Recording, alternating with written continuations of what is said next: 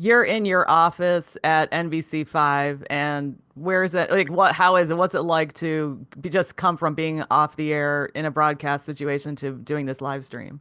Yeah, we were talking about. I'm used to being live. This is what I do every day. So we just finished the 6 o'clock news right at 6:30, and made my way over to my office here, which is right overlooking Columbus Drive. I mean, you see how that we've got the dust storm coming through right now, Oh so it's actually yeah. really gray and kind of dreary looking out there. It's kind of rain and dust. It's strange weather here in Chicago today. Yeah, and you would never think there'd be a dust storm in Chicago because we're not out west or something. Now, like Phoenix, they have those haboobs every now and then, and that makes big news. I know there was maybe it was a couple years ago. There was a big dust storm downstate Illinois, caused some big traffic accidents on the interstate down there. So it happens because of the farmers' fields and all the dust and dirt that gets blown up into the air. But I don't think I've ever seen anything like this in the cities. So Yeah. it's pretty bizarre. Well, yeah, so speaking of the city, I know that you're from here. You've got a very interesting history. And first of all, I just want to say that you're fantastic on the air, and I'm surprised that you're not like dominating all media at this point. Oh no, thank you. No, I'm happy doing what I'm doing, and fortunately, I'm here at NBC5, which is a great station, and we call ourselves a television station, but really we are multimedia. We're online, we're on social media, we're doing podcasts now. That's kind of the wave of where this industry is heading, is trying to figure out these new platforms of where we can deliver our content and where our personalities and our talent can shine. So that's kind of what we're doing here now. We're trying to make the most of it and gauge not just where the audience is today, but where they're going to be in the future. Yeah, and one thing I noticed about NBC5, I remember I interviewed Phil, now I forgot his name for a second, but after the Phil Rogers? tragedy, yeah, Phil Rogers, Yeah. after the tragedy in Highland Park. Yeah. And one thing I notice is that there's a lot of energy on your station. I can tell you've got a lot of interesting segments, and also you have a lot of reporters on the ground. We Is do. that Yeah, we have a like lot of similar to what you've reporters. seen it? Yeah, is that similar to what you've seen in other areas you worked in? Yeah, most of the stations that I've worked in, I've been with NBC now since 2011. That's when I first got here to NBC5 in Chicago, and then I was at WNBC in New York for a couple of years before I came back here to Channel 5. I think NBC has really made a big emphasis on having those boots on the ground, if you will, having reporters that are out there on the streets doing GA stories, but also having reporters, giving them the flexibility to have a little bit of a niche or a beat.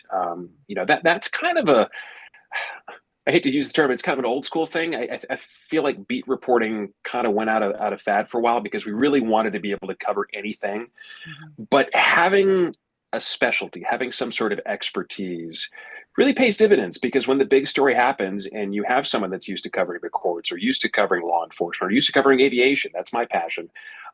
Those talents and that expertise can really shine and really help bring some context and some clarity to the viewer. So we have kind of gone back to having experts and specialty reporting. Marianne Ahern, she has been covering the Catholic Church for the last 3 decades. She's now in Rome. She's been at the Vatican covering the elevation of Pope Leo XIV and his installation, which is going on this weekend. She's still there giving us coverage from there. And then she's going to come back to Chicago and cover City Hall like nobody else can. And then, we also have a big investigative team here as well. Our NBC5 investigates with Chuck Gowdy now, who's joined us. Our NBC5 responds, which is our consumer investigative unit. That's with PJ Rendawa. And then we also work with our partners at Telemundo. We have NBC5 Responde over there as well.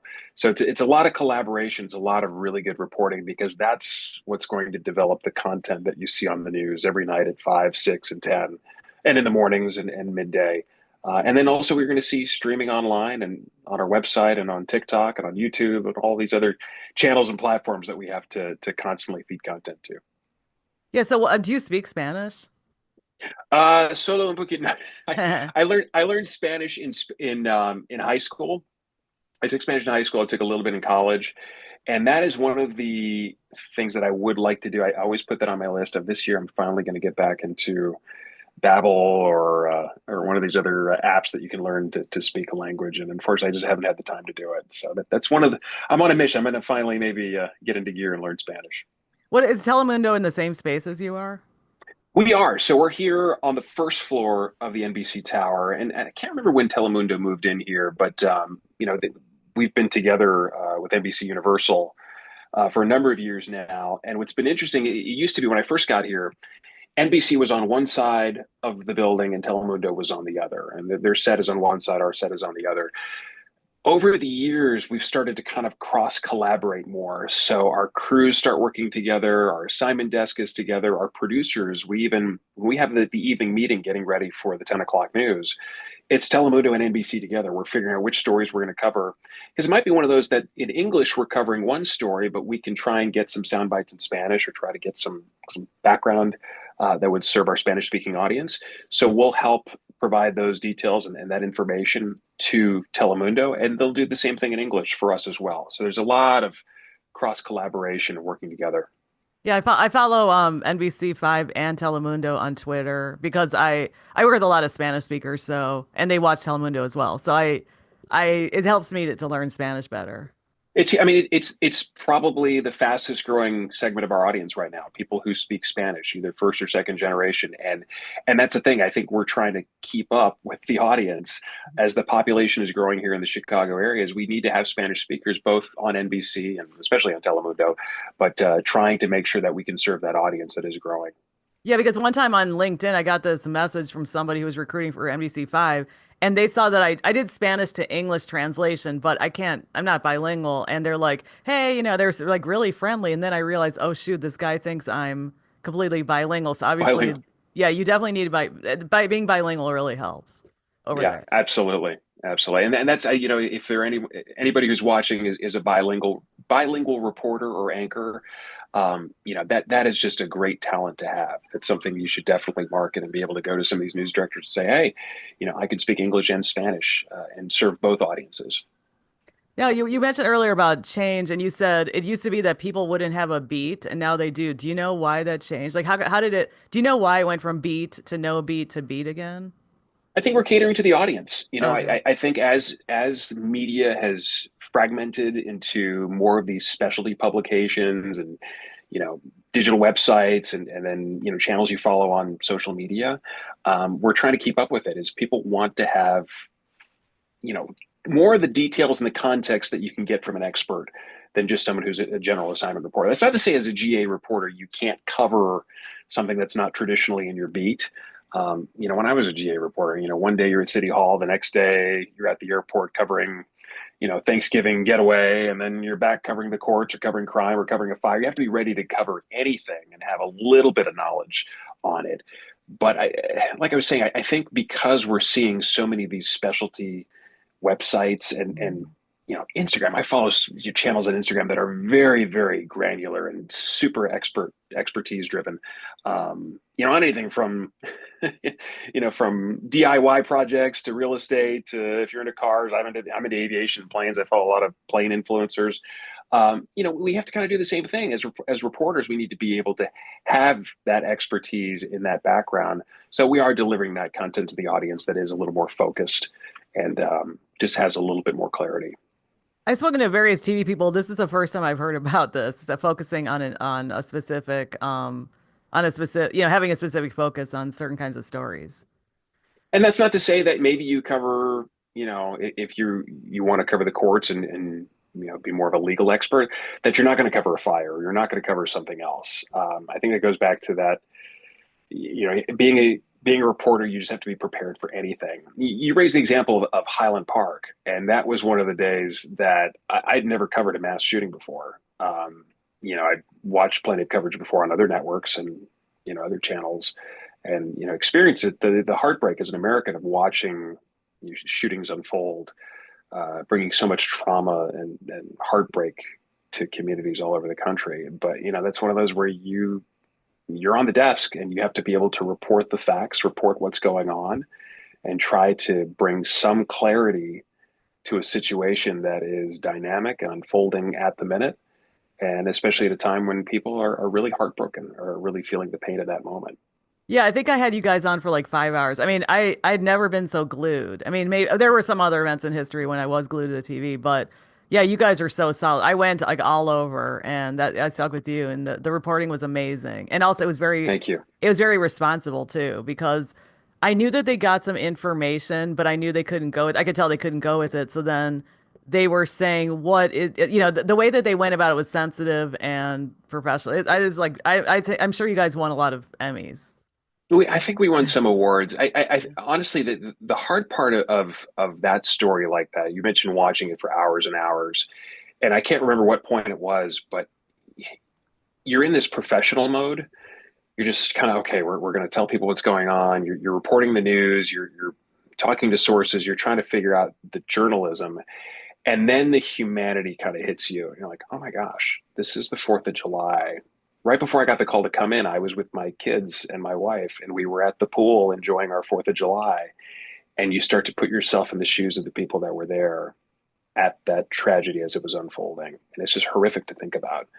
Um, I do think that the humanity of our reporting and our anchoring really shines in those moments because you have to be compassionate. You have to show that we are people, we are humans. We experience all the waves of emotion that even the audience is feeling at the same time.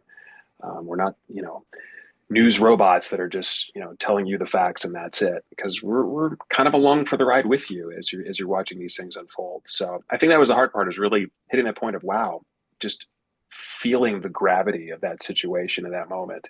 And then knowing this is just the day of the incident. This is something that's going to play out for many days to come. And we stayed with the story. I mean, professionally, we have to do our jobs. We know it's an important task and we do our jobs well. But that doesn't take away from the fact that we are human. We do feel all the emotions that come with it. Now, how did you get to this point? Because you looks like you're very you know what you're doing and you're very pro. And I'm sure you didn't start out that way. So how did you get to this point not knowing how to do so much? Building up that experience starts, maybe with I'll tell you my story. I mean, we kind of mentioned this before we started recording. I've grown up around TV stations ever since I was a kid. So I had a very early education in broadcast journalism. And I probably didn't really recognize it at the time. It was just through osmosis, was hanging out with my dad at the TV station. If I wanted to hang out with my dad, I'd go to WBBM on McClure Court and sit there in the studio with him or in his office. And that's kind of started this relationship between my father and I of just hanging out at the TV station, being in the newsroom. The goofy part of that is coming back here several years later and working with some of the same people that work with my dad. And they say, I remember you when you were a kid and running around the newsroom.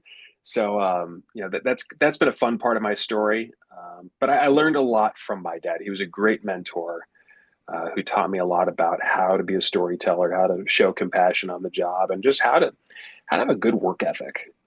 My dad is one of the hardest working people that I know, and I aspire to be like him in really chasing the story down, being there when the story happens. He's done a great job of that, and he gave me an early education. But really, my story as a journalist and development, first when I got to college, I wasn't interested in studying broadcast journalism. I was studying political science when I got to Pepperdine University. I was interested in maybe doing something in political comms. I thought for a long time about being a pilot. I've always been fascinated by aviation. And it wasn't until I was in college, I was flipping through channels on the dorm room TV that I saw a news station that was on. And the anchors were all students. The meteorologist or the weather person was a student. The sports person was a student. The reporters were all students. And I was watching this with a lot of interest, thinking, wow, this is really cool. And just on kind of a whim, I knew one of the students that was on TV. I saw them in class. I said, how do you get to do that? How do you get to be on the campus TV station? And oh, you can audition and, be part of this club and you have to be a broadcast journalism major. So I just kind of tried it and I got bitten by the bug. I mean, I'd spent years following my dad around Channel 2 here in Chicago and 30 Rock in New York. And it was just, something fun and interesting. And I was intrigued by it. But that's where I really got the bug and realized, okay, I can do this as a reporter. I enjoy being out on the scene of breaking news. I loved using cameras and editing and trying to get sound bites and put pieces together.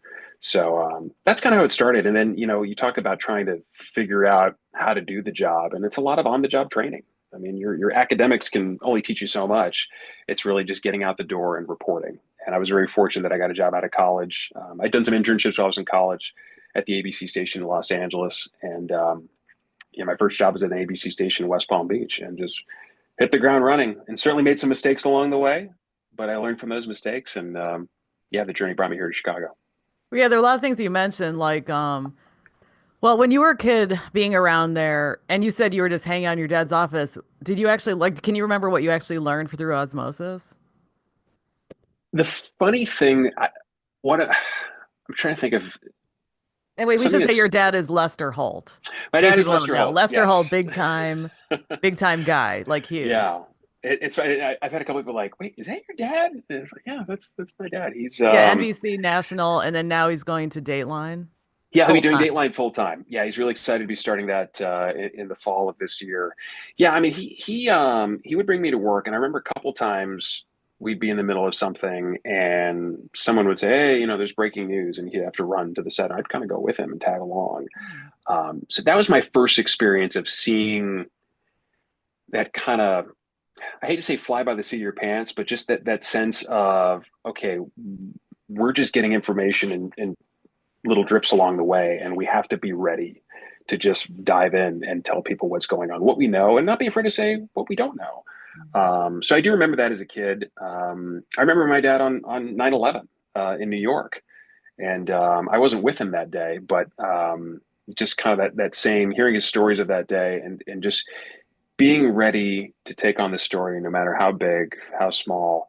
You just have to be ready, and sometimes you're there for hours and hours as the coverage unfolds. So Awesome. that's some of my earlier memories of him. But then when you said you were interested in college, did something click because you were already familiar with it? You're like, oh yeah, this is like a comfortable thing, or Well, that's funny. When I first auditioned, a couple people, I guess they didn't know who my dad was at the time, and he was only doing Weekend Today Show at that point. So a couple people were like, "Wow, you seem to know how to do a lot of this stuff," and I kind of knew how to use the I knew how to use the cameras in the studio, and I knew how to some of the lighting things worked, and so I had a little bit of a background, just enough to kind of figure it out along the way. It just came naturally, and then some of the other students are hey, can you help me with this and writing, and I just been around it for so much as a kid that news writing came easily to me, and then trying to figure out how to match the shots with the words that you're putting in the copy and the words you're saying. It all kind of flowed together. So that's how it started. And then like I said, you do the academics. I mean, I took journalism courses and followed through with the academic side of it, and then had some internships. But I would say most of my training was really just on the job, just trying to figure it out and have really good mentors like my father and other senior reporters and news directors that were willing to help me out along the way, and give me enough enough room to kind of make some mistakes and learn from them, and do a better job. now what advice did he specifically tell you since he's like a complete rock star? No pun intended, because I know it's 30 Rock, but I know he helped He's you, a but rock what did star. yeah. He's a And he's musician, by the excellent. Like, way. oh really? No, he's excellent. He's an excellent journalist and broadcaster. So, and of course we saw him here back in the day. His advice, we talk shop a lot, and that's, I've been very fortunate because he's seen the ups and downs of the Yeah. industry. The good times where things are really going well and the audience is watching, and it seems like the sales side is doing well, and then other times where people are going through layoffs, and it's a hard time for journalism. But he gave me some good advice when I was first starting, and he wanted me to be a strong reporter. He said, you know what, the best anchors are good reporters. They're journalists who've been out there on the streets, have talked to people, and know how to really dig into a story. So I've always taken to that heart, is to know deep down inside I'm really still a reporter who is just on a desk now and reading a teleprompter. But even trying to formulate questions and trying to work with our reporters as well and our content producers to just really understand what it is that people that are watching need to know and get that information to them. So can you, because a lot of times I ask people about advice about stories, how do you make a good story as a reporter in the little time you have? Like, what's the advice he told you, or what'd you learn? You know, I learned a lot from my dad on the compassion side. Um, Here's a memory. When I was a kid, my dad went to Somalia to cover the U.S. military's involvement there, trying to bring food after the famine in Somalia and the civil war there. And my dad asked me as a kid. I can't even remember how old I was. I was a young kid at that time. This was in the early '90s, and he asked if he could bring a couple of my toys as a kid. Um, just a couple. I think I gave him a couple Matchbox cars or Hot Wheels cars or something like that. And he traveled there to tell the story. And he's seeing death and destruction and famine of just awful proportions. But he took a picture with a little kid. I wish I knew where that picture was, but it was a little Somali boy who was holding up one of my toys. And I remember as a kid thinking that was the coolest thing, that this little boy was finding joy with one of my Hot Wheels cars. Um, but I could tell that story, and then even all the other stories that my dad has covered. Sorry for the ambulance going by. I You live know, north of where you work, so sometimes we oh, so get you're, that. you're going to hear it here in a little I'm bit. in Streeterville, yeah. But yeah, just never losing sight of the humanity, because even in the face of so much tragedy and heartbreak, that there are people that are willing to help. There are people that are trying to make the world a better place and trying to highlight those stories. I mean, that's what he's done with Making a Difference series, and reporting on good news around America. I've taken that to heart as well. I think trying to find the humanity, try to find the people that are going to make things better, whether they're first responders or even just people that are volunteering their time, is trying to emphasize those stories and make sure in your reporting that, yes, we need to cover the facts. Yes, we need to cover all the latest information, keep people updated, but not lose sight of the notion that when we are talking to people during these breaking news events or any sort of news event, it's often at their lowest moment. And in that case, we need to show compassion and empathy and be respectful when we tell their stories. So basically, I should be interviewing your dad next because he there's some questions Yeah, I have for him. he's a fascinating. And I just saw him. I was in New York the other day for his. They did a very nice goodbye party for him with all of his colleagues from NBC Nightly News. He has a couple weeks left, a couple more broadcasts, and he's not going anywhere. I mean, he's still going to be at Dateline. He'll still be there at 30 Rock. But it was really nice to talk to some of his colleagues along the way that they've been there with him, covering wars, covering papal conclaves, covering natural disasters. It's been a lot. He's been on an incredible journey, and I am incredibly proud of all the work he's done, because he has really done some incredible storytelling. And I've seen it from the perspective of being part of the family in journalism. Is there's times where you have to go cover the story. You miss family events, you miss baseball games and plays and parent teacher conferences. um, Despite all that, my dad was there for a lot of my childhood, a lot of my growing up, and we have a great relationship. I think I've really admired how he was able to balance it all. And you develop that understanding as a kid that, yeah, there's a big story going on and dad needs to go. And that's now the conversation I'm having with my kids. So I look to my dad not just as a mentor, as a storyteller, and as a journalist, as an anchor, but also as a dad. He's been a great role model to look up to. Well, so have when since you entered the business, did you have this attitude towards your dad, or were you Lone Ranger at first, and then you're like, oh wait, I should listen to what dad says, or because you're very open about your respect and love for your dad. Actually, I've always listened to him. He's always been my mentor, and I'm an open book. He's an open book. I think it's one of those that I've really seen him as a just as a source of so much wisdom and advice in this industry. And I know he's done that not just for me, but for other people in this industry. He's always been one to mentor and coach and kind of help people along their path. So when I first went to him, he was encouraging. He said, "Hey, go for it," knowing that it's going to be a lot of work.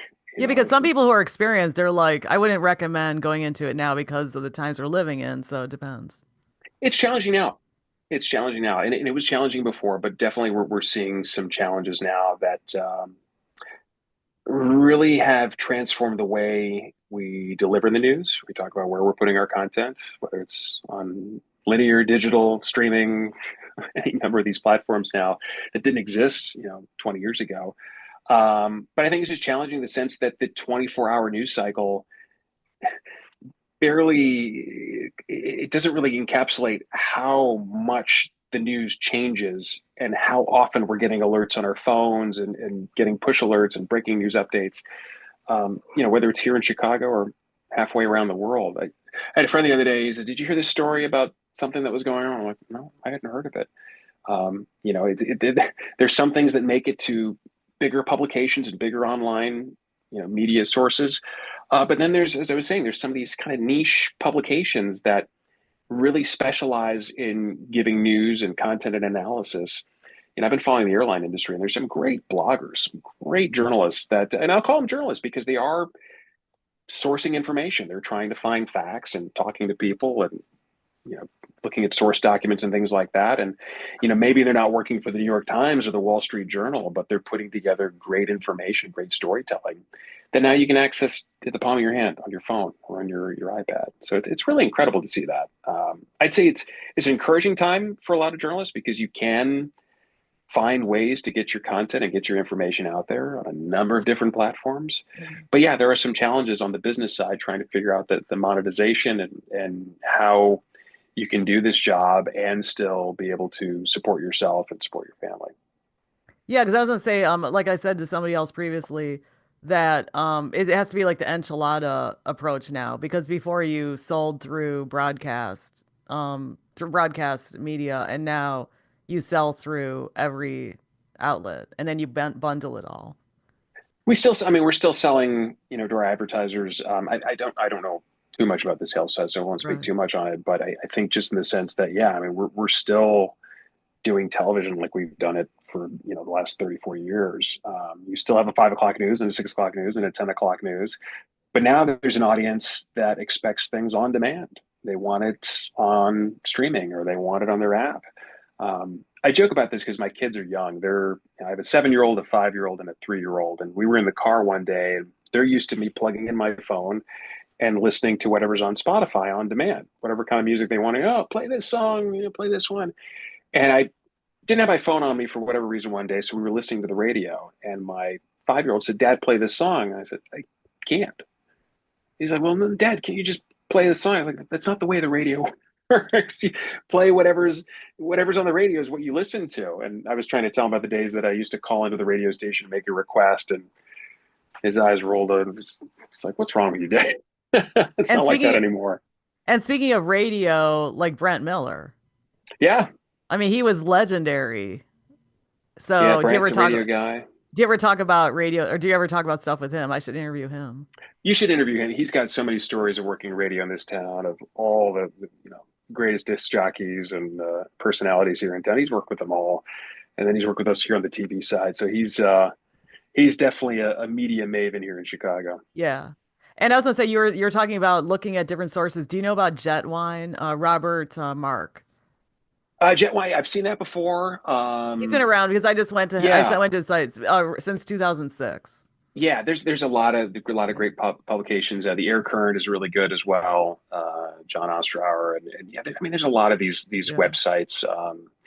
That's the thing. It's if you want to specialize in a particular area, I mean, there's an audience for it. They're Mhm. out there, and now they can find you easier than ever before because of the internet.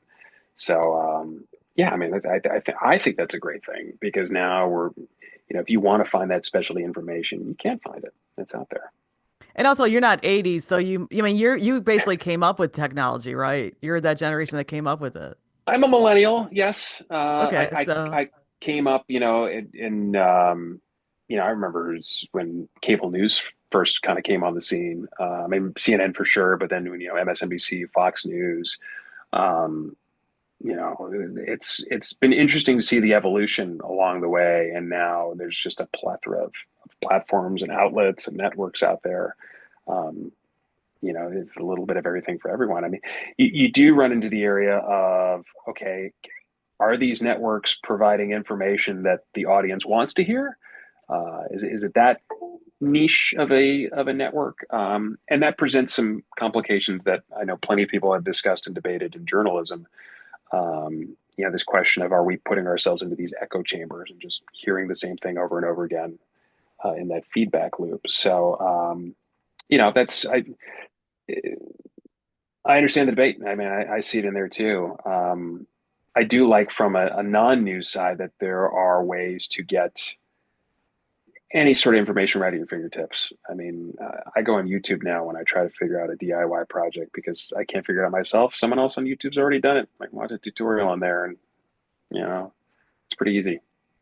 So do you think that, well, I was going to say, other things in the biz, what other changes have you seen in the business? I mean, I know you're millennial, but I was probably the first generation of reporters coming out of um, journalism programs, journalism school, of kind of beginning the MMJ yeah. movement Mhm. of having to shoot and edit your own content and And did you then do publish that it to the actually? web. Not as much, to be honest. I mean, Okay. I did it in college. And then my first job in West Palm Beach, I was working with photographers um, pretty much the entire time and editors. And then same thing here in Chicago. That's not to say I haven't had stories where I've whipped out my phone and shot video and even shot interviews on my phone because the quality is so much better on these devices now. But yeah, I think I was that first generation of that move in local news towards the MMJ model. Um, and we're seeing it, even here in Chicago. I think it's the beauty of that is that there are some storytellers that are really, really good at doing it. They're really good at shooting their own content. They know exactly what they need. They know how to tell a story and package it. It does create a time crunch. I mean, you're under the pressures of making sure that you have everything lined up and ready to go, and then making sure, okay, is the technology going to work? Is my laptop ready to go? And am I going to be able to feed this back in time to make slot? So my hat's off to anyone who is MMJing or multi-platform reporting right now because it is a lot of work. And I think we're seeing that here too. We're trying to do more with less. I mean, there is pressure on our business model right now. I don't think there's any debate about that. So the question is, how can we continue to be good storytellers, strong storytellers, get the information in a factual and correct way, and then just recognize that, yeah, we have to do it in a way that sustains the business side of this. And I'll be honest, as a journalist, it's hard saying that because it does feel like there is this contrast between journalism with a capital J and then the side that the station needs to have some sort of revenue stream. Um, But it's always been like that. I mean, it's I always refer to the newspapers, especially in the 19th century. They did a lot of stuff to make money. They did, and I don't think as journalists we tell stories to make money. I mean, let's make that clear. We Right. tell stories because we want to get to the truth. We want to get to what's going on and keep people informed. So I think that's always going to be our North Star.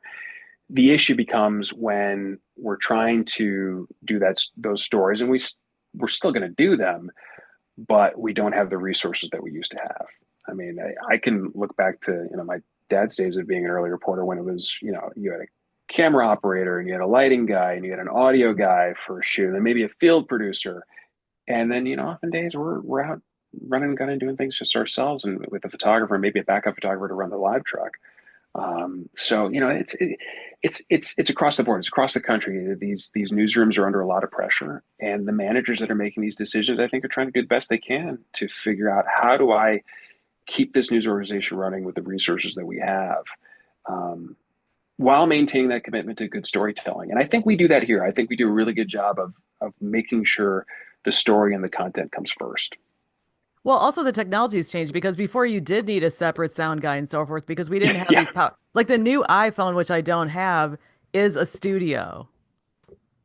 And you got everything there. I mean, you can go live on your phone. I'm coming to you on an iPhone right now. I mean, yeah. it's amazing. You have a television studio in your pocket, and yeah, it's a great resource to have. And also editing's easier. I mean, I didn't work when it was tape, but people had to cut tape. Now you can edit on digital, you can edit on your phone. You could send a rough cut to the producer, back at the station and they can finesse it. And back then you couldn't do these things. But the issue that I'm concerned about is safety if somebody's an MMJ. Safety is a big thing, and from some of my colleagues that work in markets as an MMJ, usually when they are doing door knocks, they have a second person go with them, and that's to begin with, door knocks can be a very vulnerable, hazardous position to be in. I didn't really like that as a reporter. That always felt extremely uncomfortable. It's part of the job. I get it. I understand it. But that was always one of those that felt uncomfortable. Um, Was this after oh, like a disaster shooting or something? usually Or after shooting, usually after shooting or a fire, some sort of incident, you would knock on the door and try to find witnesses or find sometimes someone who's a relative of someone who just passed away, and that's hard. That's really hard to do that when you're knocking on the door and someone's clearly having the worst day of their life. And you ask the question that's incredibly cliche and trite, hey, how are you doing? Can we talk to you on camera? And I wouldn't say it that way. Let's be clear. I would usually try to make the point of, hey, I'm doing my job. I'm telling a story. I want to make sure that bringing, we're telling the story of your loved one in a way that resonates with our audience in a way that they know who they truly are. Not just the statistics, not just a number, but that we can actually put a face and a name and a story to that person. Because it's so easy, especially in a town like Chicago, when we look at crime statistics, and it's just you can just be a number. Um, so I don't know, that was one way that I would approach it. Yeah, because I mean, some people think, okay, Chicago crime, it's an interesting topic, but also it's true when you see interviews with people on the street or the family, it does bring it home that there was a real victim here with a family. Even if the person shot maybe had some kind of questionable situation, they're family members that are being affected. And there are ripple effects. Real I effects. think that's an important thing to underscore is that losing somebody, and anyone who's experienced loss knows this, that there are ripple effects that can really tear at the fabric of a family. Um, you know, it, it's very easy when you're watching TV to say, okay, it's a 30-second VOSOD or minute 30 package about a story, and then okay, we toss to the next story and it's over. But for that family, they're still living with that pain and that heartache and that grief. That takes days, weeks, months, years, maybe even decades for some people. Um, that does not that's not lost on me. When we're doing those stories and we report on them, I recognize that that this is the beginning of a very long journey. And we saw that the same thing in Highland Park. Whenever we do stories there, I realize this is part of a long grieving process in that community. And I do want to emphasize that Highland Park, in the wake of that tragedy, did an amazing job of reaching out to journalists to try to help us with compassionate journalism by trying to find language and words that wouldn't trigger certain emotions and elicit certain memories, but really showing compassion. And it's the first time in my 17 years on the job of ever experiencing something like that and having a community really say, this is how we want to approach this with the news. I thought it was really nice. Yeah, when you were also a reporter, and you had to be general assignment, how did you study for all those different situations that you can give background when you did reports? It's mostly on the job training. Um, you know, I give this great Like, or example. what about the information? Okay, go ahead. Yeah, I'm sorry. Give it Oh, the the. information. So the information. I mean, a lot of that is we're doing research online, or we're getting source information. We're reaching out to contacts to try and get documents, and um, but yeah, as I was saying, it's a lot of that's on the job training. My first job as a reporter, I had never covered bond court before. I didn't know how the proceedings worked in Florida. So I kind of got thrown in there, and I really relied on my photographer who had been to thousands of these things. I'm like, okay, well, what's going to happen next? What is this all about? Oh, he said this. How does that work? And then reaching out to the state's attorney. Okay, well, you said this, during the proffer. What does this mean? And just asking a lot of questions and being insanely curious. And then at times, recognizing, when we kind of do a debrief that, oh, maybe I missed something on this, or I could have been a little more clear on that. Let me try and remember that for the next time. You're building up that experience. Every time you tell a story, every time you're on an assignment, you're building up some sort of knowledge of how to tell that story again in the future. We say history repeats itself. We end up covering the same sort of stories a lot of times. And then sometimes we're covering something that's new and completely unprecedented. Trying to think of any examples of that, but for the most part, there are people that I can reach out to either here at the TV station or just sources and try to get some more context and more information on how to tell the story better. And somebody told me who used to do news in Florida, but I don't know if this is correct, that is Florida like more open about their crime situations? Because it seems like there are a lot of stories that come out of there. Do they have like more, do journalists have more open access to stuff? Because it seems like there are a lot of Yeah, interesting if stories. if I recall, it was pretty easy to get. There were a lot of public records that were pretty easy to get down there, and don't quote me on this. There was some sort of act that was passed that made it easier to find certain documents and mugshots and all the yeah. There are a lot of crazy news stories that happen in Florida. A lot of crime stories as well. And South Florida is one of those where you have extreme wealth on one side and then extreme poverty on the other side. I was in Palm Beach County, so and this was during when I was there. It was during the Great Recession. It just started, so you really saw that disparity. I'll never forget covering this the convention center at the Palm Beach County Convention Center. They had this foreclosure assistance center set up. And just imagine a place like McCormick Place filled to capacity with people all trying to save their homes. I was in college before I got there to West Palm, so I've known that there was this financial crisis going on and people were foreclosing on their homes, but actually being there and seeing it, like, wow, this is actually really big and this is affecting a lot of people. And at that point, I'd never been a homeowner before, so there's certain things that I kind of understood in kind of a basic sense. But again, it's not until you start talking to people and hearing their stories and really trying to understand the nuance in the background that you can fully tell that story. And then that's kind of what I did along the way. It was several days we were on it, so you kind of build up that experience over the years.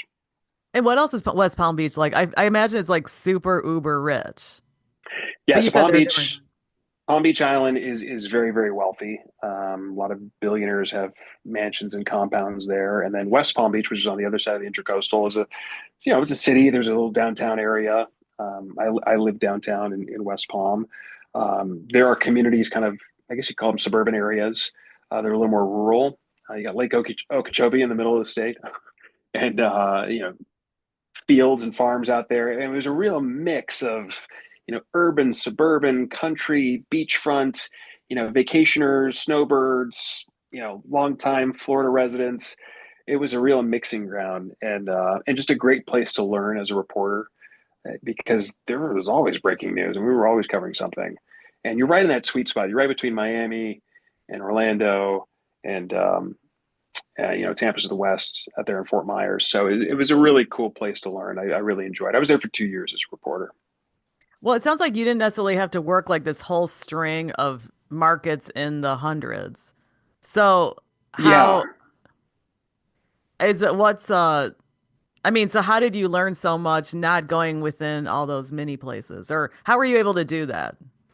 So part of that, again, I think is having news directors and bosses that are willing to take a chance on you and willing to let you make mistakes along the way and kind of grow and learn. Um, and my boss, West Palm, was really good about that. Kyle Grimes, who hired me, a couple times I came in the office, because I'd done something that wasn't quite right on the air, and he would coach me. He would say, "Hey, you did that. That's not the right way to do it. Here's what you need to do instead." He was a really good coach, a really good mentor. So I felt like I had a really good preparation being in that market, which is, it was not a tiny, small market. So I'm very fortunate and blessed in that sense that I was able to be in a small to medium sized market and have a boss that was willing to kind of let me learn and grow. And I did learn. I felt like by the time I'd finished my 2 years there, I was a much stronger and better person at the end. And then when I got to Chicago, it was kind of the same thing. I mean, things moved relatively quickly. Um, I was working as a morning reporter and then a weekend morning anchor. And then we had some kind of personnel changes around, and the spot opened up on the weekday morning show, and they put me on there first temporarily, and then made me the full time weekday morning anchor.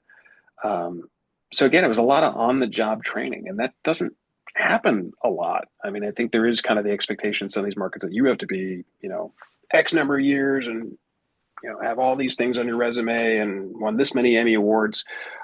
So I say this all recognizing that it is a grind for a lot of people. I've been very fortunate, very blessed to have gone from one market to another and been fairly consistent. I haven't bounced around a lot. That's not to say that can change. I mean, this industry is, you never know. I mean, I would love to stay here for the rest of my career in Chicago. It's a great station. NBC5 is a wonderful place to work.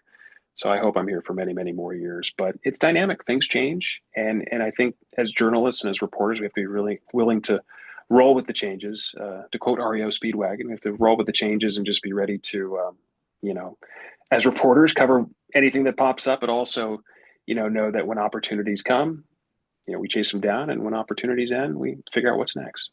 Well, you've been, I wanted to ask you about the national stuff too, but what do you want people to know about journalism that maybe they don't perceive? I touched on this a little bit earlier about the human side, and it's very easy to, I think, dehumanize the news because let's face it, a lot of it is really graphic and tragic and horrible. And I'm not just talking about the subject matter, but even the people that are presenting the news. As reporters, we often get emails and direct messages from viewers or people who claim they're viewers that are not very nice, not very flattering, and sometimes they're, yeah, they're just mean. So I think at the end of the day, we are all humans. We're all carrying the load of whatever we have going on behind the scenes that you don't see on TV. And so I feel like if anybody's watching this who isn't a journalist, is just show compassion to the people that are telling the news. The people that you see on camera, the people that you don't see who are behind the scenes that are working long, long hours, they are hustling, they care, they are passionate about what they do, they're trying to do their very best. And so I think just kind of showing everybody a little bit of grace and compassion is important. And for those of you who are journalists who are watching, I see you. I see the work that you're doing. I see the long hours that you put in. I see the grind of being in a smaller market for years and years and thinking, man, I just want to get to a bigger place. Or people who are in a bigger market thinking, man, the industry's so topsy turvy. Am I still going to have a job in a couple of years? And I just want to validate those feelings. I know it's a very, very strange and bizarre time for our industry. It was strange years ago when I had people in the streets going, "You're fake news." I'm doing the best I can. I'm trying to be truthful. I'm trying to be accurate. I'm trying to do everything that I was taught was the right way to be a journalist and a storyteller. So just know if you're watching this, I see you. I see what you're doing. You're doing great work. Keep it up. Keep up the fight. It's important to have journalists telling the stories of our communities because if we don't do it, if we don't ask the questions, if we're not out there trying to chase down these stories, then who will? So keep it up. Well, especially on the local level, it seems like the news is really present and it's honest and it's thorough. The national level maybe has different perceptions, but that's what I noticed about the local. I think local is very important. I mean, local is the it's where the rubber meets the road. And that's not to say I think national does an excellent job of storytelling as well. And national, the hard part is just trying to figure out, okay, how do you prioritize, what makes national news when there is so much going on around the country that affects all of us. And we say nationally, I mean, really, we're in a global society now. I mean, what's happening in China affects us here in the United States, and vice versa. So, I think trying to give the audience a context of what's going on globally and nationally is super important. But then, I know this from my own senses. You want to know what's going on down the street from where you live. You want to know what's happening. You want to know what's going on in local politics and local government and holding those leaders accountable. You want to know what's going on with your kid's school. You want to know what's going on with public safety and crime. And then you want to know how the Bears are doing, if they're going to move to Arlington Heights or if they're going to stay in the city. I mean, those are all big things, big important questions that we think about. And that's part of being in a society, being in a civic, having that civic pride, being proud of where you're from, and being a participant. You need to be informed of these things. So I think local journalism is hugely important. And even hyper local journalism. I've been a big supporter of NCTV 17 in Naperville and some of the work they're doing there because they can really cover a city council meeting in Naperville or a school board meeting that we might not get to at NBC or some of the other big networks might get to. So Well, it's important to Evanston, have those voices. well, yeah, the NCTV reminds me they don't. Well, Evanston doesn't have their dedicated news, but They they should. also. Well, I think it comes out of the school, the journalism school, but they have that closed that they have that cable channel. I think every town has it, where they have a cable channel where they cover the meetings and everything. Yeah, It's that's just right. Most raw. It's just Yeah, it's raw. just the raw feed from whatever's going on in the Yeah. chambers, and that's great too.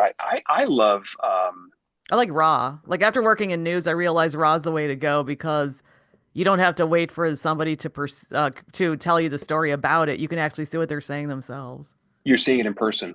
I will say there's something nice though about having, if you're in a, I mean, we're all busy. I'm a parent, so I'm running between, sports practices and school and rehearsals and all, and then work. Sometimes it's like I need to get the information quick and to the point and down and dirty. So having something that's digestible is great. If you don't have time to sit and watch a whole city council meeting, it's okay. What are the highlights? What are the things that I need to know that came out of this meeting? And that's where I think that the raw is having journalists be able to have access to that raw information, be able to watch these proceedings and tell the audience, okay, what happened? Why is this important to me? Let's not bury the lead. What's the big deal? What's the important thing that came out of this? So that's where having someone who's actually there watching is important. And what was it like to be at WNBC? That's extreme heritage, number one market. New York is amazing. New York is a really cool place. I went to high school in New York, so I have some familiarity with the city.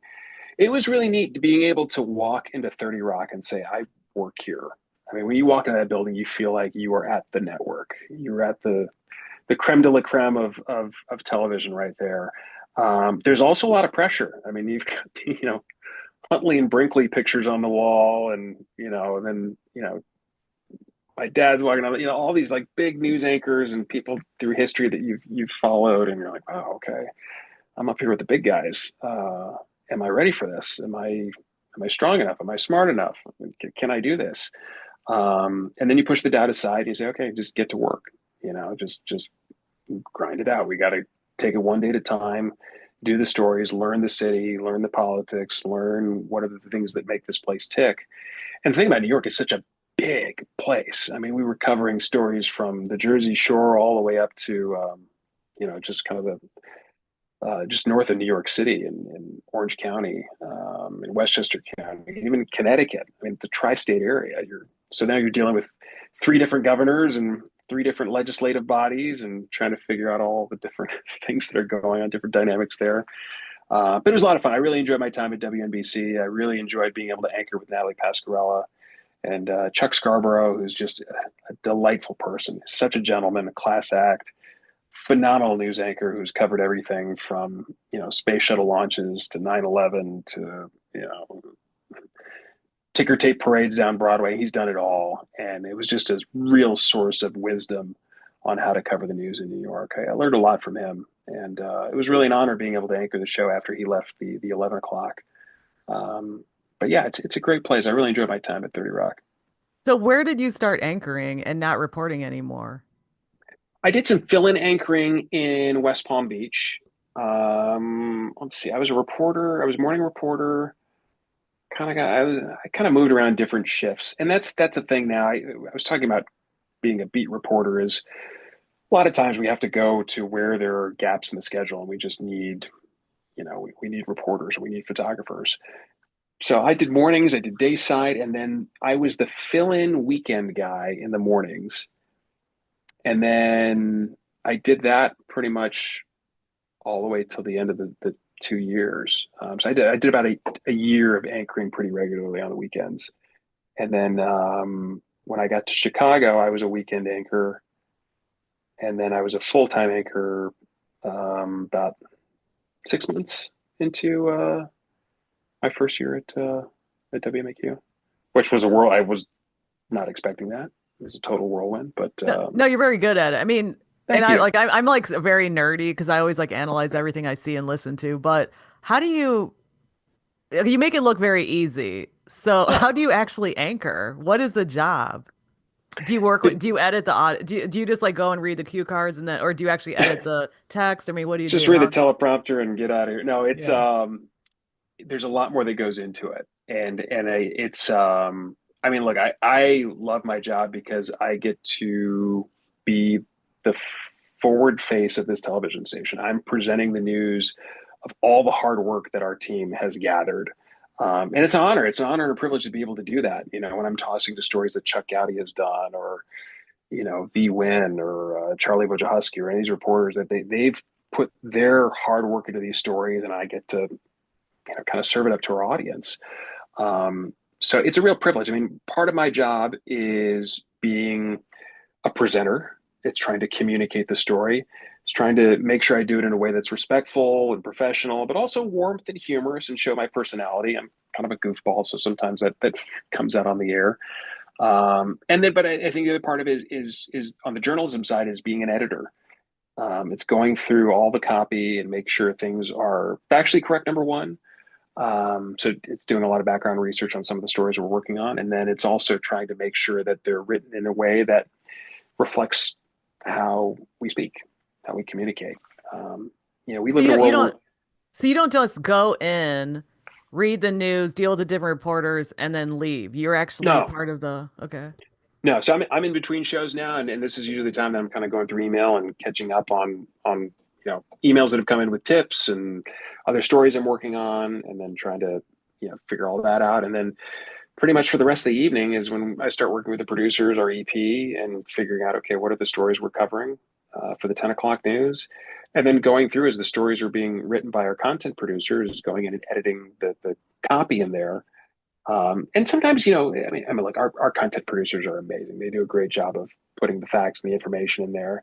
It's just sometimes trying to write it in my own voice. And that was actually something that I learned from Peter Jennings. When I was in high school, he was still anchor of ABC World News Tonight. He was doing a kind of a talking, not a speech, but it was like a sit down interview sort of thing at the 92nd Street Y in New York. And he talked about how he would rewrite the newscast. He would, Yeah, you know, everything was already written for him, but he would yeah. actually physically retype everything.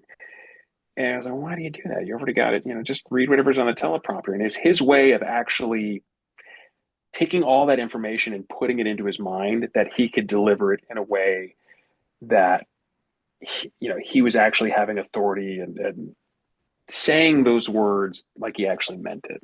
That That's was a his way of doing it. pro that's a pro move and that's a humble move because he didn't have to do that. He didn't have to. I mean, he really didn't. He could have had somebody else just, here you go, here's your copy and go. But I took that to heart. I remember him saying that. It's funny. Again, I wasn't thinking about being a news anchor at the time, but I always thought that was interesting that he would kind of go through and rewrite his stuff. And so I kind of do the same thing. I go through and I change some words around, or maybe I'll say, hey, this lead needs to change. We kind of buried this information. Let's put this at the top. And then also trying to make sure the words match with the pictures. I mean, we are a visual medium. Um, I mean, you have a radio background. I grew up listening to, News Radio 78 and WMAQ News Radio back in the day as well on 670. But I've always admired radio writers because they are describing what's going on in the news, but you have to be even more descriptive with your words. You have to really use the mind to bring the color and the smells and the sensations of what's happening at that scene or that story. And you have to do it quickly. It's very short. If you listen to news radio, those segments, those reports, you know, 45 seconds, maybe a minute. I mean, they're short. So trying to get all that information boiled down very, very quickly. So I've always admired that. I've liked that style of writing. We have the benefit of having pictures to match. So if we can get, short declarative sentences and have it actually match the picture. So you're seeing the flames, you're seeing the smoke, you're seeing the people that are there at the scene. You're there in the halls of Congress as they're passing this bill. That's the sort of thing that we have the benefit of being able to see what's going on and share that with the viewer. And I love that. I love being able to take a viewer live to something that's going on, or show them the images of how something works, take them behind the scenes of something. So, But yeah, that's also kind of people what we do. But also people treat TV like radio because they're getting ready or they're doing other things and they've got the TV on. So the writing matters because they have to understand what's going on even if they're not looking at the pictures. That is an excellent point. And I heard that all the time when I work mornings. People are like, oh, I wake up with you every morning. And I'm like, oh, great. You're getting ready to head out the door, take the kids to school, or you're getting ready to go to work. And we're on in the background, still telling you what's going on in the world. And that's part of the thing is we become part of people's routines. I don't take that lightly either. Actually, I'm honored and humbled that, we become part of someone's day, good day or bad day, to kind of tell them what's going on in the world. And, that's where I think having that, like we're all, every news station is trying to get the news and the facts and the information. But then there's some anchors that resonate with some people more than others. I mean, I'm sure you had people that you grew up and you turn on the news and that was your person that you wanted to watch. So I'm fortunate and blessed and humbled that some people, choose Allison and I every night to watch. But it's just part of being ourselves, making sure that our we're remaining professional. We're doing the job that's required, but also just getting a sense of, hey, we're your partner in this. We're here to help you boil down what happened today and get you ready for the day tomorrow. And what other kind of writing advice do you have? Writing advice. We are writing for speaking. And a lot of press releases that we get are written in press release style, or it's written in language that reflects that industry. Great example is when we get press releases from law enforcement, from police departments, and a lot of times that language will translate over into our copy that we read on the air. We'll say the offender fled on foot eastbound with a firearm in their hand. Nobody talks that way. And I get it. If anyone is watching this is a public information officer, works in law, like I get it. Like that's some of this language comes from legalese. It comes from legal language and things like that that's been recommended. Um, And but procedure. and procedure, correct. I mean, there are proper things that fit the protocol of that particular profession. So I respect that and I get it. Um, but if you and I were having a conversation on the street about a crime that happened, say, oh yeah, the guy had a gun, he was running that way, and he looked like this, and it's trying to change um, that jargon into something that's a little more conversational, because that's going to resonate better with whoever's listening on the other end. I do think that for a while there was kind of that reporter talk of we would sound thunder out there. Yeah, I hear There it too. yeah, Thunder. there was kind of that reporter style talk, and for some people that works. I mean, hey, if that works for you, keep doing what you're doing. I try to recommend that find your own voice. Um, that was some advice that I wish I'd gotten earlier on. For a while, I had a lot of people say, "Oh, you should be more like this guy. You should be more like that anchor. You should do this." And that was the hard part. Is every broadcast I was trying to do something different to act more like another anchor that I had seen. And I don't know who told me, but it was along the way. Just hey, just like do what you think is right in that moment, and do it in a way that reflects your values and reflects your personality, and that's going to resonate and shine with the viewer better than trying to be somebody else. So yeah, But that's my advice. was that in West Palm that somebody told you that, or was it later? It was in Chicago. It Oh, was in wow. Chicago. Okay. Yeah, yeah. When I was first anchoring, I had a lot of people. And again, I was young. I was in my 20s, and I don't think there was any bad intentions in the advice I was receiving. Um, but I also think it's one of those that when you're that age and you're trying to figure yourself out, it's hard.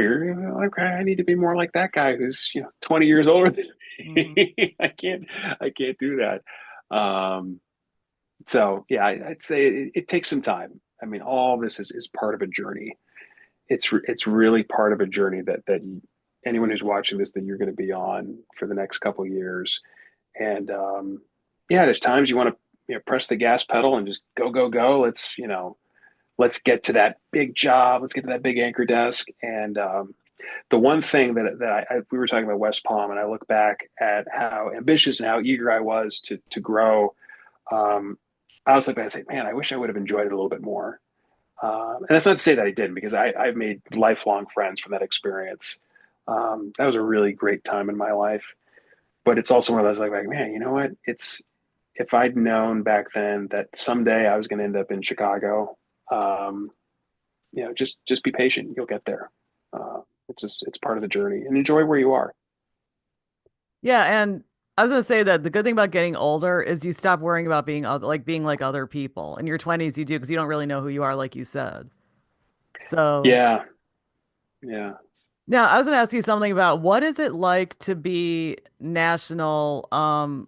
Like for instance, the Today Show is a perfect show. It's a well-oiled machine. It's amazing. It's like top tier everything. What is it like to be in a place like that with those people? Those are the top talent of our country. Oh man, and they're so down to earth and Oh, they so are. cool. The Today Show is when when you go into Studio 1A, the first thing you're struck by is how small that space is. It's not a big footprint. And granted, they've kind of renovated and changed things around, but when I was going back there in the early 2000s, when they were changing set pieces around, you had to get out of the way because you're going to get run over. They were always moving things around and moving the talent over here to this set, and moving cameras. Um, and it was incredible because they would get these segments on the air with, seconds to spare. And just a short commercial break trying to set up for the next thing. And then they're running outside on the plaza. It was really a cool place to see how television comes together. The product you see on the TV versus what's actually going on behind the scenes of all the changes and all the this orchestra has to be conducted just right. And it's not just the control room. It's not just the camera operators and the talent. It's these stage hands and the directors, the floor directors and everything. It's really impressive. So I think that was kind of a cool experience. I was excited by just the thrill of it all, of seeing this whole production come together because I grew up watching the Today Show, and so being there behind the scenes and watching my dad be part of it, and it was really cool to have that front row seat. And I thought for a while that's what I wanted to do. And I was like, hey, I'd love to be the anchor of the Today Show someday. But maybe you will be. I don't know how things work in TV, but it seems like people come from smaller markets and then they're tapped to do something else. But I don't know how they Show does it. I think they've got a great team going on right there, and I'm happy here in Chicago. I like doing local news. Don't get me wrong, network news and national news is great, but this is my hometown. I like being in Chicago. I like being here at Channel 5. And there's something about being in a city like Chicago where it is a loyal news audience. People watch local news here, and they have for years and years. There's something special about that, and I'm very humbled and appreciative of it too, because it's not like that in every market. So it's nice to be somewhere where people actually care about what's going on in their city and watch. They want to know what's happening. And what's the difference between national news and local news in terms of working it? Do you know? Just in terms of like the hours, or No, like for instance, don't they have a lot more producers in national news? yeah, the network has a lot of different producers, segment producers, line producers. I mean, it depends on the show. Nightly news has a number of different producers. Of course, there's the executive producer, and then there's the show producer. Um, there's a huge staff. And if you think of a network like NBC, we have people and equipment all across the world. I mean, all that has to be coordinated and working together as one well-oiled machine. So the scale is much larger. I mean, essentially, we're doing the same thing. We're putting content on the air or online, but it's just on a much larger scale with more people. And I think just the news gathering when you're making editorial decisions is you're having to figure out, okay, whereas we're looking what's valuable and informative for our audience in Chicago or the suburbs, they're looking at, okay, what's the big deal going on in DC? What's going to affect people on the West Coast? What's going to affect people in the Midwest? What's on the East Coast? Um, for a while, I think the networks kind of got a bad rap of being very East Coast focused Like the because all the weather. For networks, instance, they'll say storms are coming. Like, hi, we had the storms. Well, so yeah, weather doesn't exist until it hits New York. I yeah, mean, and strange. that's a fair criticism. Well, And it's a look, strange focus. I mean, they're all in New York. I mean, all the networks are in New yeah. York or they're on the East Coast. I mean, that's the people that are in those pitch meetings are like, oh, did you hear the forecast? That's the thing is there is a little bit of that East Coast focus. My dad, though, he's from the West Coast and spent a lot of his career in the Midwest. So that was one of his things is when he went to nightly news, he says, I want to start doing the show in LA every now and then. I want to start, touring America, trying to find stories that really resonate with other parts of the country because, that storm, that's a big deal in New York. Sure, that's a huge deal and it does cause ripple effects across the country. But then there's also something going on here in Chicago that could be significant for the rest of the country too. So that he wanted to make sure that that was a big part of the newscast as well. Okay, I have a few more questions. I know you have to go into your job, but okay. Sure.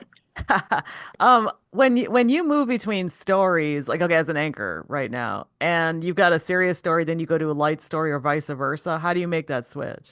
Oh, our producers do a really good job of trying to stack the show in a certain way that there is kind of a rhythm and a tempo to it, and that we try to put the stories that maybe have the most impact or ones that just really grab your attention towards the start of the newscast. It's one of those trying to figure out, okay, I'm finishing this one story.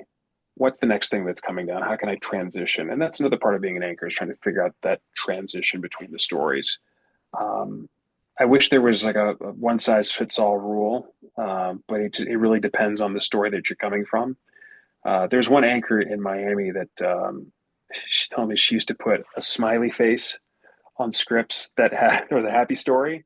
So when she looked down to see the next story, it was like, "Oh, okay, this is my one," and then a frowny face if it was a it was a sad story. And that was kind of her signal to know, okay, let's bring it down a notch. This is a story that maybe has a little bit more seriousness to it. Um, so yeah, I mean, a lot of it is just trying to stay ahead of the newscast.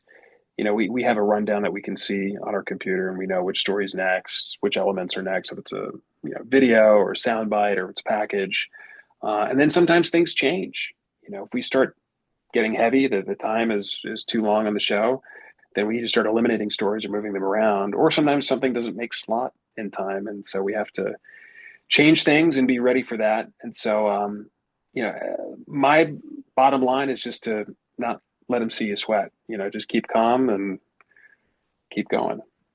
Just And keep then going through the newscast. and then have you ever had a situation where you were anchoring and all of a sudden something big broke and you had to totally clear everything and change? I did a newscast here in Chicago. This was a while ago when I was working mornings, and we had. Do you remember Studio Five? Yes. So we had this studio that was over on Michigan Avenue, and we stopped broadcasting there. They moved our morning show back here to the NBC Tower, and so it was one of those first shows that we were back here. Normally, we didn't do the morning news here because we did them all at Studio Five. So I was so anchored. I want to say it was a midday show, and while we're in the middle of the air, all of a sudden, all the lights go off in the studio. Are you Everything no, goes to sorry, sorry, but that Studio 5, that's the one near University of Chicago, right? That's where it used to be. correct. Yeah, the other Okay. side of the Gleacher Center. Yeah, yeah. So it was on the other side there. So it was during that transition period. We were back here at the tower for some reason, and so all the lights go off in the studio, and we're still on the air. I'm in the dark, and I'm trying to read the news. The teleprompter's still running. The cameras are still hot, but there's no lighting in the studio. So I kind of fumble my way through the story and just keep going. And finally, someone says, "Throw to break." And so I throw to a commercial break, and the lights are still not back on. And they said, "You got to run upstairs to the third floor. We have a backup studio there." So I'm running down the hallway, get into an elevator, go all the way up to the third floor, run to this little satellite studio that we have, and get a microphone on. And I think we'd run through a couple breaks and then finally came back up on the air. So we have, technical difficulties sometimes that happen, or, sometimes when there's breaking news, something goes long, we get a news conference that pops up or an NBC News special report. If the network breaks in for some sort of big story, we have to be ready for that. So there's a lot of changes that can happen last minute. But you strike me. I've never met you in person ever, and I didn't actually talk to you until right now, but you seem like high energy and flexible. So it seems like it's sort of up your alley for things to go wrong. Oh, you have to be flexible. You have to be, and part of that too is just my pilot training too is one of those that you have to be ready for any sort of emergency situation. And the training's different. When you're learning to fly an airplane, you go to flight school and you train for things and you practice and you drill and things are kind of rote. In journalism and in anchoring, a lot of it's on the job training. So when something does happen, you kind of resort back to, okay, well, I've covered this story before. Here's how I know how things typically go. And you can kind of start to, um, just kind of keep the dialogue going.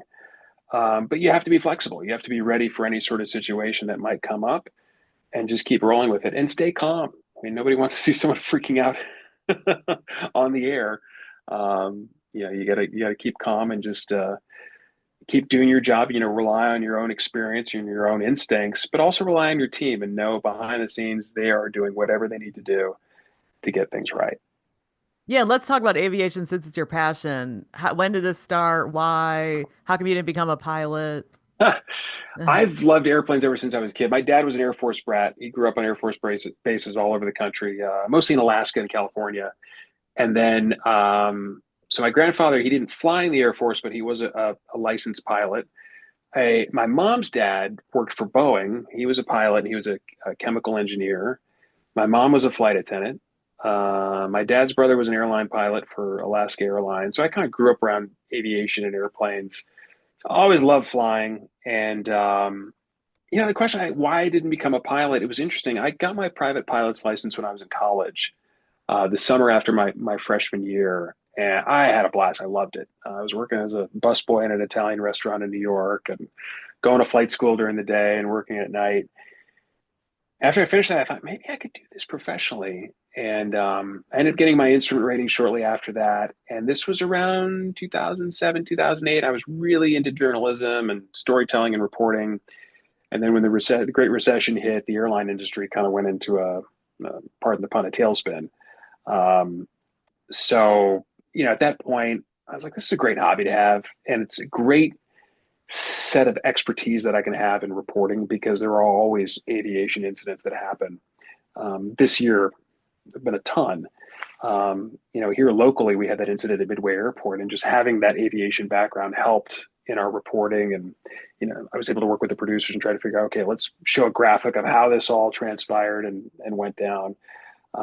It's nice to be able to have that background knowledge to help in a breaking news situation. So now I do it as a hobby. I'm actually next Sunday I have my commercial pilot check ride, and this is just it doesn't mean I can fly for the airlines. It's just it's a way to kind of build some more experience and just be a safer and better pilot. So that's why I'm doing it. And do you usually fly out of like DuPage or what? Do you have a particular airport that you use? I fly out of Aurora Airport in Sugar Grove. Hmm. Okay. And Yeah. anything else? Because I know you have to, as long as I have like these interviews for a long time, I know you're working. So Yeah, no, anything I'm happy else to you do want to this. I share? don't know, and this is, I mean, I know you're talking to broadcasters all over the state of Illinois, so I think once again, just thank you for everyone who is doing a great job of telling telling the news, telling our stories across the state, um, and being committed to that. It's an important and noble profession, and I think people who do this have a special place in my heart. I know I'm biased because I'm also a journalist, but I really respect the work of people who do this because it is a calling. It's not just a job. It's something that you give up long hours, you give up time with your family, and you're ready to go at a moment's notice. So I think it's important to really underscore the commitment of our journalists here in this state and across the country who do a fantastic job of holding the powerful accountable and make sure to tell the truth to the people who need to hear it the most. Yeah, so actually, how do you deal with people who say fake news, etc.? I just ignore them. Okay. I mean, I think I get it. It hurts, it stings, um, but if only you could see what we go through in our editorial meetings and in our newsroom and trying to get to the truth, trying to get information, trying to get facts, the lengths that we go to. I think when you see that, you realize, no, we're not fake news. Um, everyone's entitled to their opinion. It's a free country. You can say what you want. But I've developed a thick skin on this job to know that, hey, we're doing really, really good work. I'm proud of the work that our team is putting together. And you can say what you want, but I think it's a noble profession. It's important work that needs to be done. Well, yeah, actually, one thing that I think about with the growth of digital and people being able to respond however they want, and even offline, is vaudeville. Because back in the day, people performed in vaudeville theaters. But then you had 100 people throwing tomatoes at you. Or in Harlem at that one theater where people would get booed or something. But now the boos are global. So people just have to Yeah, realize this is global vaudeville. I have to deal with it. I have not had any tomatoes thrown at me, thank goodness, and I hope that doesn't start